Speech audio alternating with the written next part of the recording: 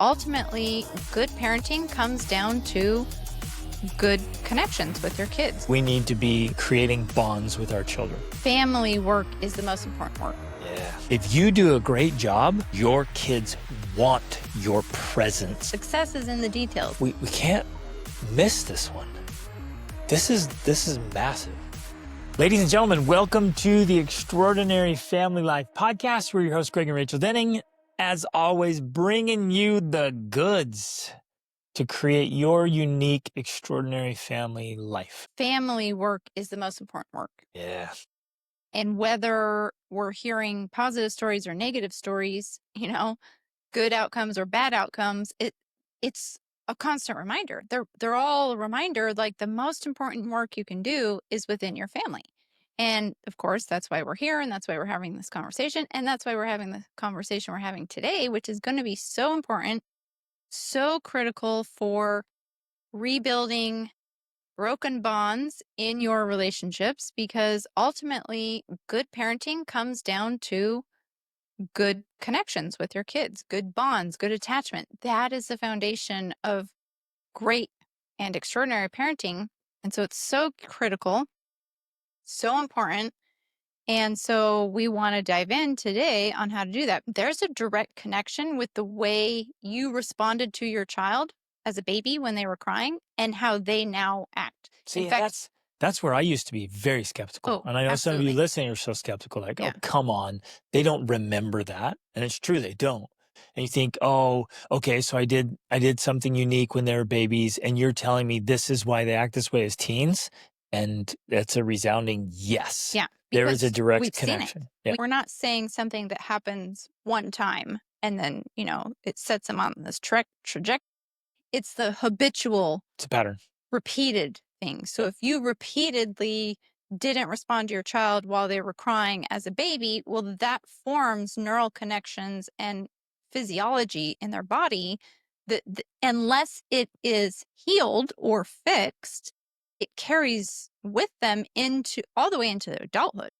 The good news is, ladies and gentlemen, that we all enjoy neuroplasticity, meaning Yeah. we can change it. We can Mhm. recreate it. We can rewrite it. I had to do it. You had to do it. Absolutely. Most of us will have to do some rewriting, some rewiring, some Mhm. reprogramming, Some healing. and some healing and processing. But it has to come to our awareness first. And then we have to make the corrections and adjustments and say, okay, this is what I'm doing. I don't know why. Maybe it's from my childhood. And I want to point out, like, we don't have to go back there. We don't have to spend hours and hours and hours on a couch talking about what might have happened to us when we were infants. Like, we don't need to do that. It used to be like, oh, well, interestingly, I don't know why I'm doing this, but I'm very reactive to that thing. Let's process that because I'm a full-grown adult now, and I can think like an adult. I can reprogram. I don't have to react that way because I can think through the situation. I can look at my loving wife and say, okay, she's not trying to hurt me. She's trying to help me. I don't need to react to her. I can choose to be a man, and I can respond to what she's doing as a man.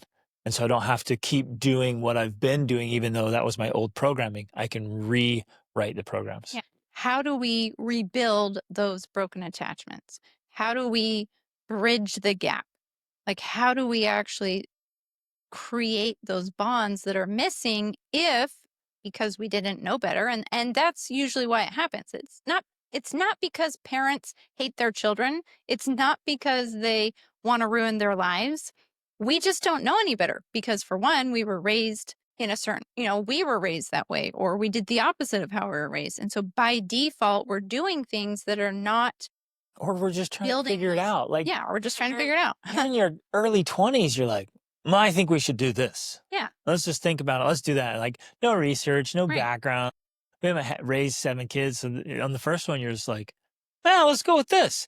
And then you hear all kinds of Or absurdities. you read these books even. I mean, Yeah. there's entire books out there that Are dead wrong. present this idea that sounds good, and yet it just doesn't work if you want to raise really healthy, well-adjusted, confident, capable kids, because the entire foundation of that way of being is built on attachment between parent and child. Now, we're going to use lots of different words here. We're going to use attachment, bonding, connection. emotional bank accounts, filling the bucket, whatever. It doesn't It's all matter. the same. It's all the same thing. That is the foundation of a strong, healthy human being. And there are certain parenting strategies that build that, and there are certain parents strategies that ruin that. And that's where, and how you can tell is if you have behavior issues. Well, and this is, If you have any misbehavior or issues with your children, that means essentially you have a attachment disorder. for all of us, just a little more intentionality makes a big, big difference. Yeah. And so we're going to share a few very specific strategies, particularly today, about how to rebuild that attachment if it was not built or if it's not as strong as you would like it to be. And you might think, well, wait a second, what isn't that just the nature of having children? You have behavioral issues. And That's I'm what everyone saying, will tell you. no. And you'll look around, you ask your neighbors, you ask your parents, you ask your sibling, you're like, whatever. And you're like, oh, yeah, that's all kids do that. You're like, no, they don't. Children who have strong, healthy attachments with their parents are capable, confident, they have self-esteem, they believe in themselves, they're able to do things, like they have that strength because they have a foundation built on a strong attachment with the most important people in their life. There's 3 types of detachment disorders, and nearly every misbehavior that a child exhibits, whether it's acting out or it's tantrums or it's teenage rebellion, essentially stem from some sort of attachment disorder. So if you have a good attachment, you don't have behavioral problems. Now that doesn't mean there's no problems in a child's life. They're still going to have to figure out things and solve problems and all of these things, and you're there to mentor and guide them and help them, but the process is easier because you have that relationship with them, right? As opposed to the misbehavior, the acting out, the talking back, the rebelling, the fighting, the sibling rivalry, all of which stems from an attachment disorder. And so when you begin to understand that, you're like, oh, okay, essentially what I'm dealing with here is an attachment disorder. How do I fix that? Yeah. How do I repair that? I want to emphasize that even an uncomfortable relationship with self and with siblings, with friends, Spouse. often stems back to attachments. Exactly. Yeah. So this is good. This is what it matters so much, as you can tell, we're talking about this, but it's so beautiful too. This is what makes parenting and family life so awesome, is getting this right. Want to emphasize here is that as we go through these specific strategies, again, this is just touching the surface because that's all we can do in a podcast episode. We can't go deep into every one of these things. We can't look at all your unique scenarios. In fact, that would require coaching, like either in a group coaching session or in a Or in one-on-one one-on-one, session or with where, couples, yeah.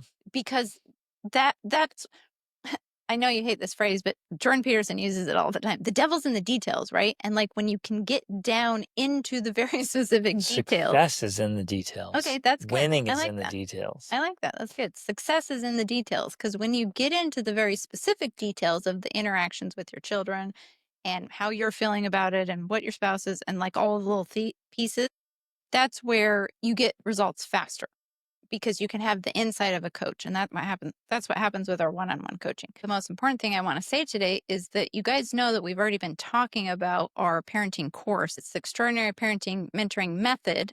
In there, we're going to go into more detail with all of these things. So that's where the real power is, especially if you can't do the one-on-one coaching. That's going to have a lot of power because it's going to get very specific. The success is in the details, and we're going to have the details in there. Okay, so again, reminding you where we're at. We are talking about if you did not do attaching with your child the right way. Or even if you did, you're like, well, I did it well. Now, Right. how are we still going to keep attaching? Yeah, how do we keep attaching, and specifically how to rebuild those attachments if they were not made or if they've been broken through whatever reason, lack of trust. And the number one way, well, one of the first ways that we can do that is simply something we can call rebuilding the connection through presence.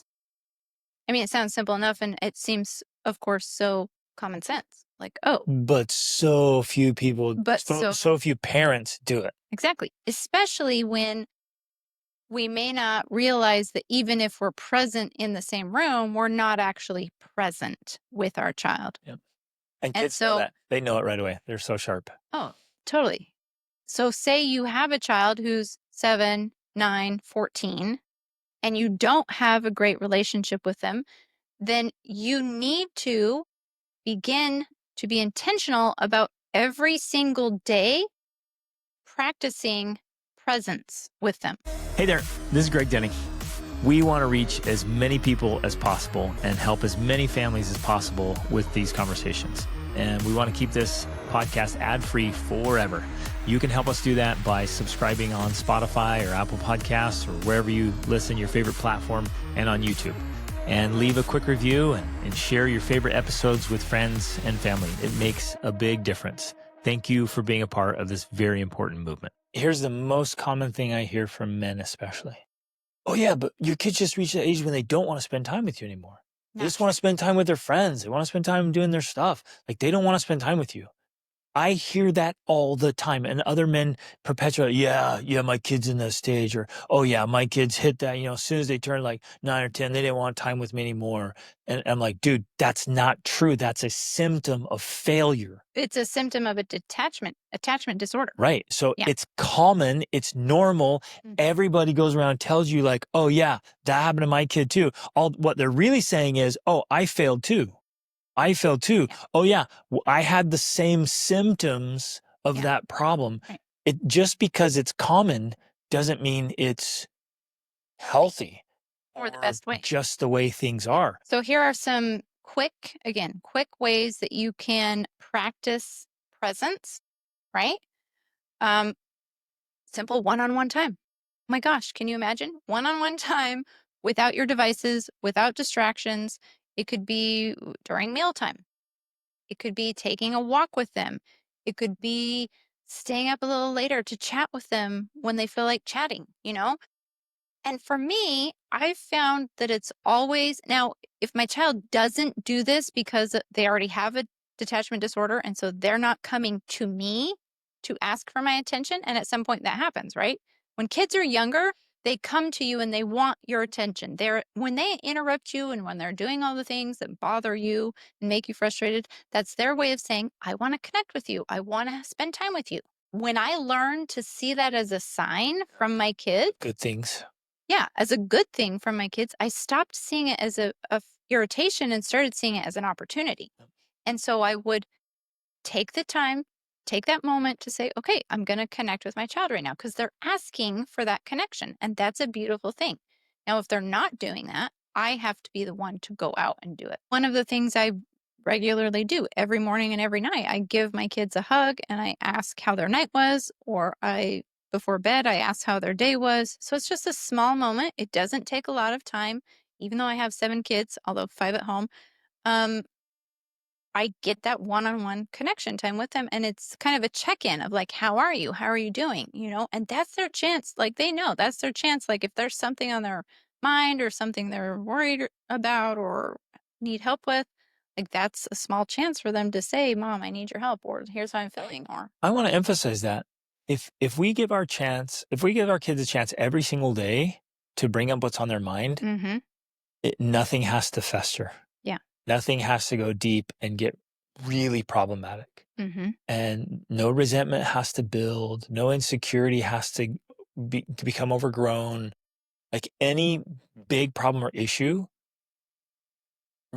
really is prevented Right. because Preventative. every single day they know they have an opportunity to tell you something. Now, this is critical and this is super important attachment. How I react to what they ask or say determines if they'll keep asking questions or sharing things with me. Okay, so I'm going to go quickly through some more of these. Again, connecting through presence.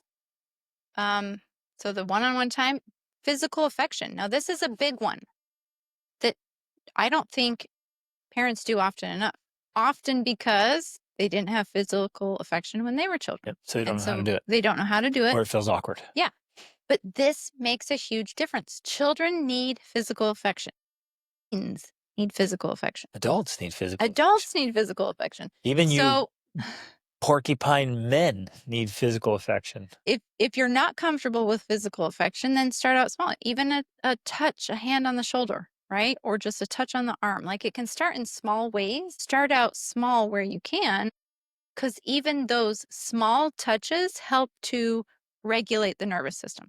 And that's one of the reasons why touch is so important, because as I'm going to talk about in a moment, children are not born with the ability to self-regulate, despite what sleep training experts might say, right? And other parenting quote unquote experts, they think that children have this ability to regulate themselves. They don't. They have to be co-regulated. They need your help to be able to calm down. Now, if you've never learned how to do that, obviously it's difficult for you to help them. But that's why you now can be the adult and learn how to do this and then teach it to your children. Yep. But touch is one of the ways that we help to co-regulate our children by helping to calm down their nervous system and helping them feel this sense of safety, right? And then, of course, another way to practice presence is eye contact and mirroring. This is a technique that's even taught by negotiators in, like, Never Split the Difference by, what's his name? Chris Voss. Chris Voss. He talks about mirroring. Like, it's a very powerful negotiation technique, but it works great with building bonds with the children. When we maintain eye contact with them, we match their tone, their voice, kind of their body language. The second point I want to make, which is essentially emotionally attuned parenting. Like, it's being able to name and validate a child's feelings. So when they are feeling a certain way, whether they're hurt, whether they're emotionally wounded, whatever it is, like, we think that with the best of intentions, we want our children to be tough. And so we are going to ignore or minimize their feelings, but it actually creates the opposite of what we want. Children who have their feelings minimized become more sensitive and less resilient. Even hypersensitive. Yeah, they even become hypersensitive because they never received that validation that young children especially need. So if we're trying to rebuild that with older children and or teens, we may, and we talked about this in our coaching with our one-on-one coaching with some of our clients. Sometimes we have to do a bit of a regression to help rebuild what was not built in the past. And so there may be a period of time where there's a little bit of quote unquote babying, let's say, where you're like, oh, okay, I never validated my children's feelings before. Now I'm going to validate their feelings. And for a while, it might feel awkward. It might feel like you're babying them. It might feel like, somehow it's weird or inappropriate. But it actually then gives them this opportunity to fill that bucket that's empty. And then it's amazing that once that bucket is filled, as individuals, we develop this sense of resilience because we're like, oh, I'm good. We mature rapidly. Yeah, we mature through it. So the next part of this one is the co-regulation. And specifically, it's co-regulation before correction. So many parents, when something happens, whether it's misbehavior, whether it's acting out, whether it's a tantrum, whether it's getting hurt, their immediate go-to is some sort of correction or teaching. Children, because their prefrontal cortexes are not developed and are not fully developed until the age of 25, that's why we use that number, they have to have help co-regulating before they can self-regulate.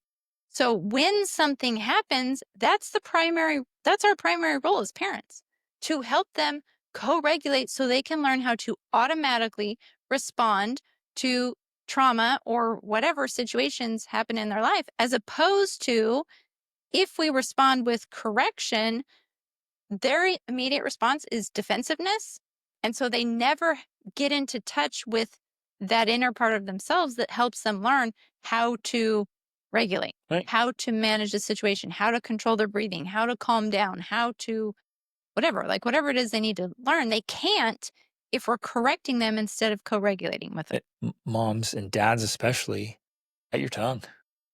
When Well, you're feeling so tempted to give the dad lecture, just help them process what they're feeling, what they're experiencing. right. My go-to for any misbehavior of any child, teen, adult, or toddler, or whatever, is to approach it with co-regulation.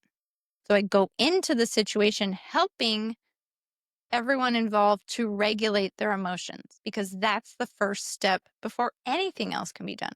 Okay, next. The third is so all of this is essentially rebuilding attachment, Or but even continuing to build or attachment. continuing to build attachment. It's both. But we can also do very specific things to rebuild early attachment needs. So things that were not met early on during those critical developmental ages, because like Erica Komiser says, although you and I think it could really go on longer, 0 to 3 is the most critical age. And if certain needs were not met during that time, it's going to have a carryover effect. It's essentially created a detachment disorder that needs to be Repaired. healed and Yeah. repaired. Yep. So So this can if you be, do this really well, you can really remove any of these problems. yeah, it's almost like going back in time in a way and filling in some of those gaps or buckets that have holes in them or have, there's a gap there in that connection and kind of filling it in. And that this might, again, be one of those things that might seem like a babying. And so it needs to be balanced in the yin and yang, like you talked about. It can't be too extreme. It can't be to the point of like coddling or, um, what's the other word? Enabling. Yeah. We don't want that. But there can be a bit of this that takes place that helps to kind of rebuild So that missed connection. But also, if you do other activities with them that you would have done when they were younger, but perhaps didn't, maybe that's reading aloud together, it's watching shows together, shows that they want to watch, not that, that you think are too childish or whatever.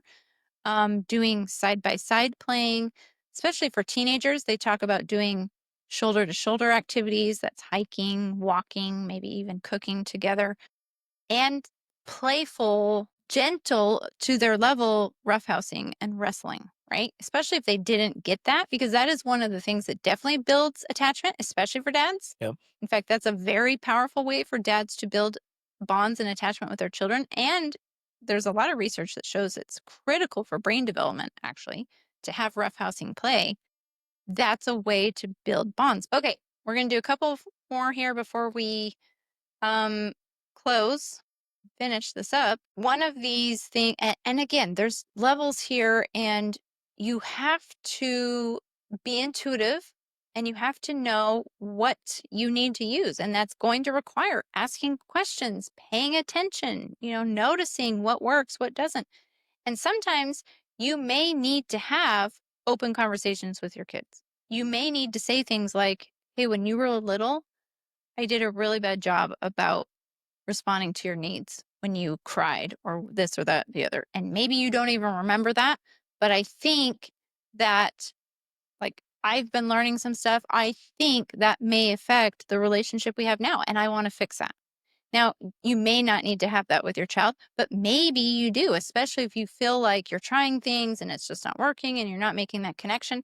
It's it's as though, Well, especially if you have a reputation with them and they're like, "Oh, you're yeah, always this." You're like, "I'm sorry. right. I'm sorry that I was that way. I really want to be better." No, that's good. Especially, I think, yeah, if you already have a reputation for being a certain way, especially if it's one that doesn't admit your faults or that you make mistakes or things like that, there's a lot of power I found in being human with your kids of saying, "Wow, guys, I messed up.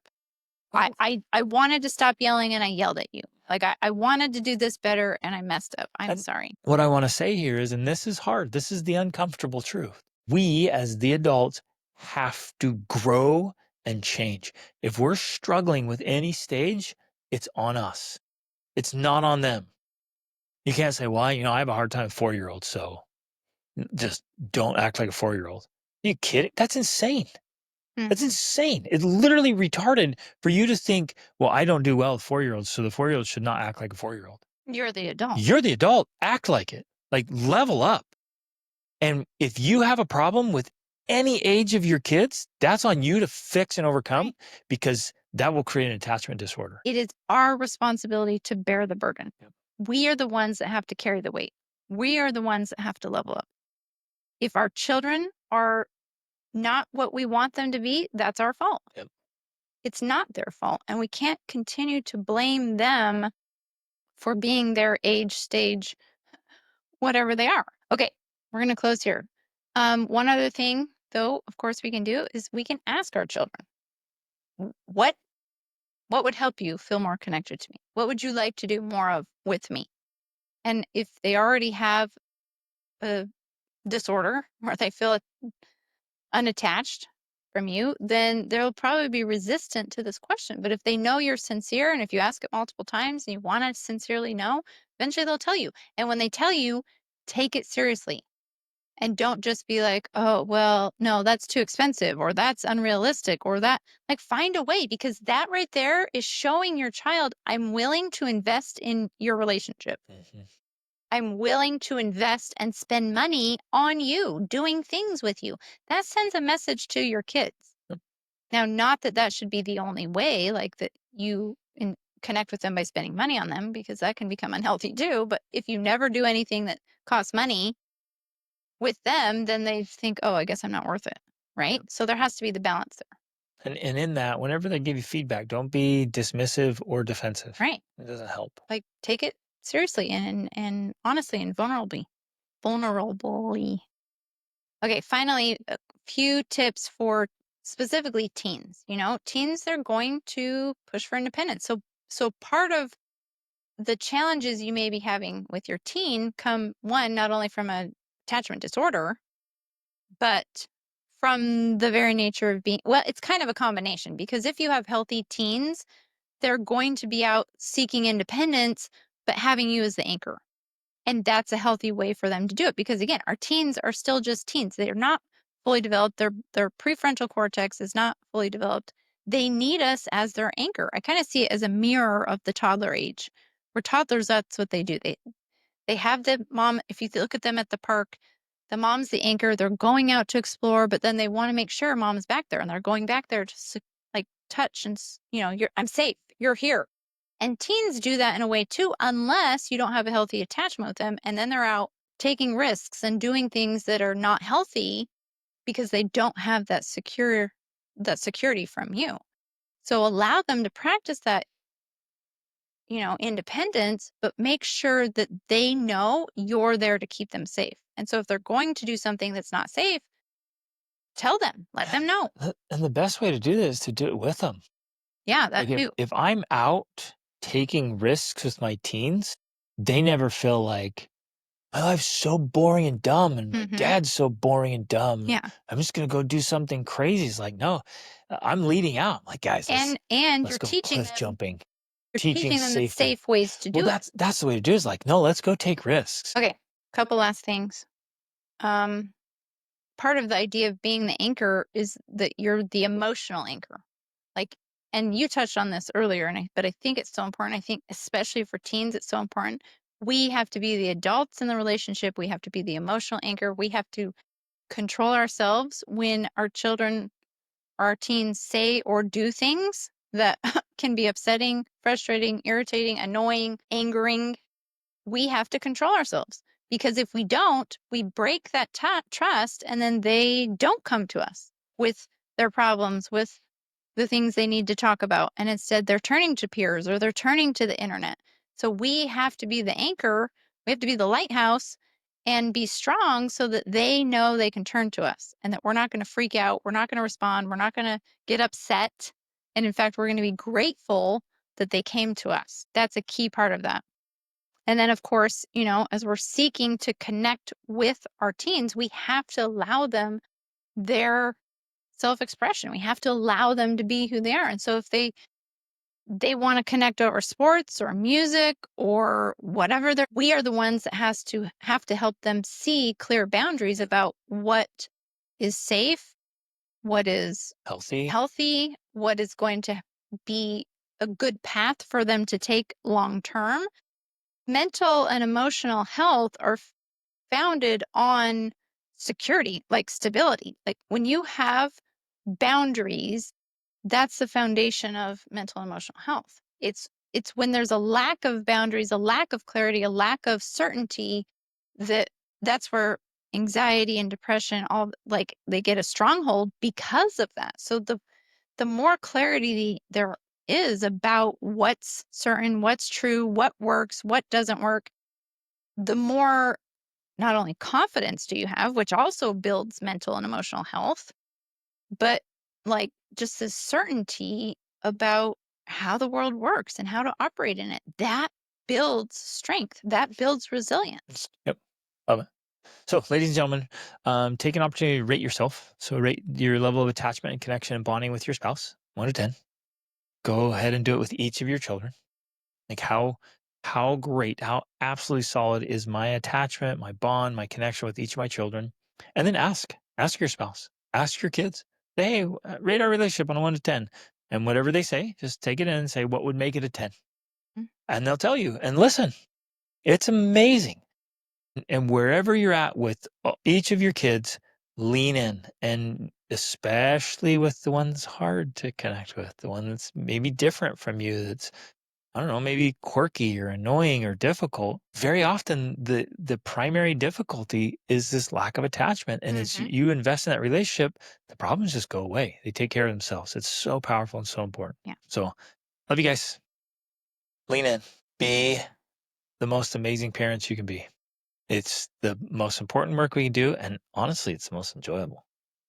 Yeah, okay, marriage is the most Mhm. enjoyable. And then after that, parenting. It's amazing. Love you guys. Reach upward.